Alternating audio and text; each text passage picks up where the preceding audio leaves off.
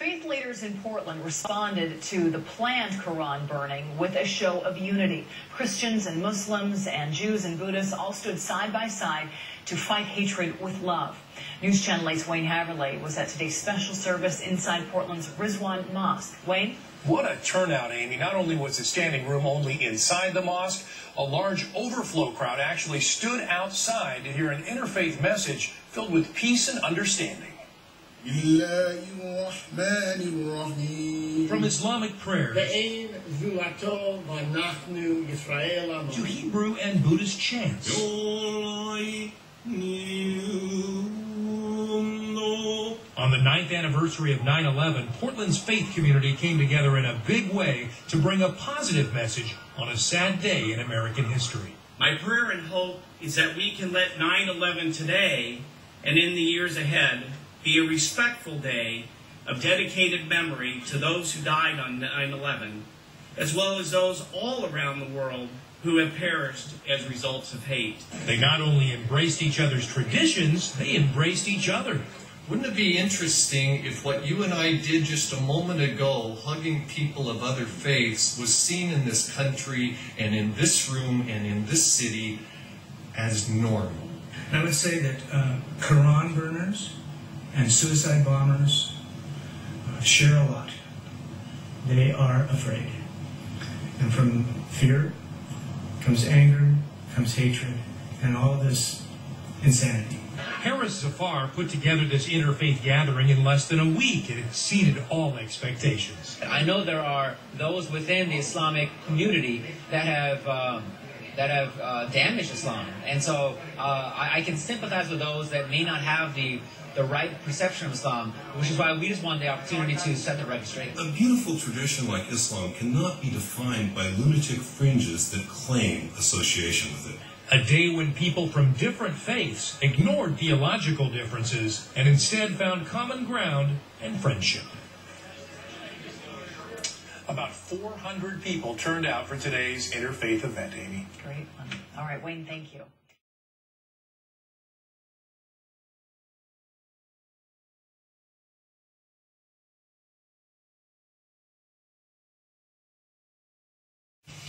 Burn a Quran Day may not have happened like many feared, but local church leaders want to keep it from overshadowing the 9th anniversary of September 11th. As K2's Adam Gassimi shows us, their mission is to bring people of all faiths together. Their beliefs may not always be the same, but their message is rock solid. That we demand, that we insist, that peace and unity and reconciliation be normal again in our society. More than 400 people showed up to bridge divides by remembering 9/11 without the distractions of outrage about a planned Islamic community center near Ground Zero or a Florida pastor's plans to burn Qurans. At a time when we should be remembering those who lost their lives in these tragic attacks, our attention seems to be diverted to a single pastor of a small church. That pastor, Terry Jones, ended up deciding against burning Qurans on 9/11's 9th anniversary.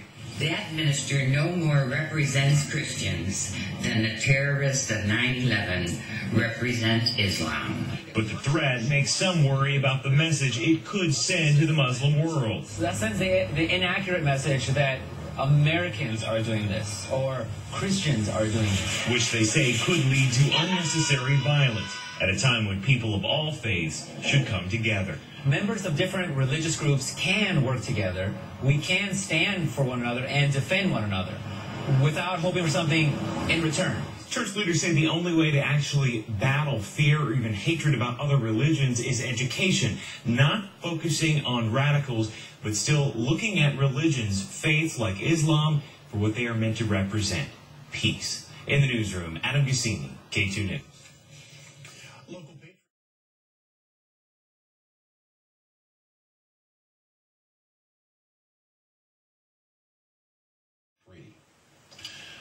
Members of Portland's Muslim community held a moment of silence to honor victims of the September 11th attacks.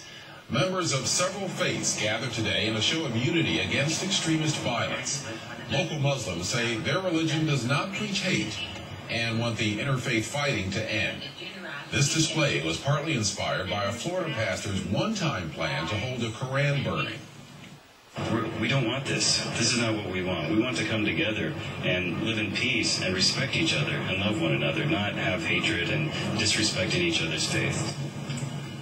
Organizers say the ultimate goal of today's service was to pray for peace.